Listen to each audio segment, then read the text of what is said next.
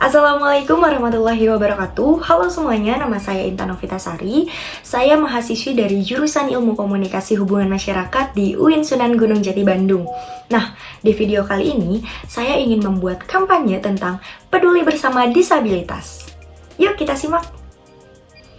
Aktivitas kita sangat didukung oleh kemampuan dan fasilitas. Tapi, kegiatan yang mudah kita lakukan belum tentu mudah bagi orang lain. Dan tidak semua fasilitas cocok untuk semua orang, terutama untuk disabilitas. Orang dengan disabilitas bukan cuma sering tidak mendapatkan fasilitas, namun mereka juga sering diperlakukan berbeda dengan orang yang normal. Lebih dari kebanyakan kita tidak tahu caranya berinteraksi dengan mereka. Biasanya kita itu malah menghindar. Namun, lebih sering kita keliru bersikap terhadap orang dengan disabilitas.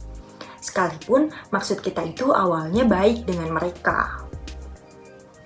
Perlakukanlah orang disabilitas seperti kita mau diperlakukan baik oleh orang lain. Seperti contoh, ketika kita mati lampu, kita tidak bisa melihat apa-apa tanpa adanya cahaya. Lalu, kita bisa kaget. Begitu dengan adanya orang yang muncul tiba-tiba. Nah, karena itu, bila kamu melihat orang disabilitas netra dan kamu ingin membantunya, kamu bisa bertanya terlebih dahulu kepada orang tersebut. Jangan langsung memegangnya atau apalagi menyeretnya, karena itu dapat menjadikan orang disabilitas netra itu dapat kaget atau mereka memiliki prasangka buruk kepada kita. Nah, kadangkali kita pernah melihat perbedaan.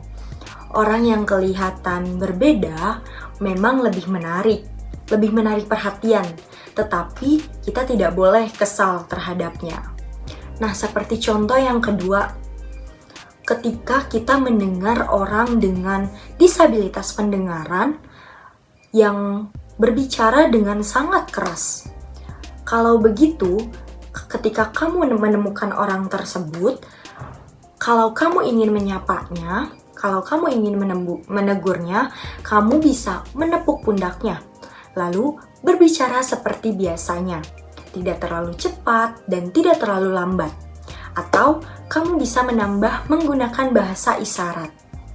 Biasanya, orang disabilitas pendengaran itu bisa membaca gerak mulut dan bahasa isyarat jauh lebih baik daripada orang normal. Nah, seringkali juga kita tidak tahu apakah orang itu berbeda atau tidak. Apakah perbedaan itu begitu penting untuk menentukan sikap kita? Tentu tidak, bukan?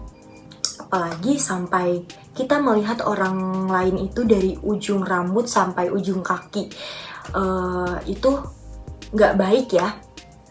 Nah, jadi kepada semua orang kita perlu berlaku sopan. Nah, penampilan orang dengan disabilitas mental seringkali tak berbeda jauh dengan kita, selayaknya orang normal.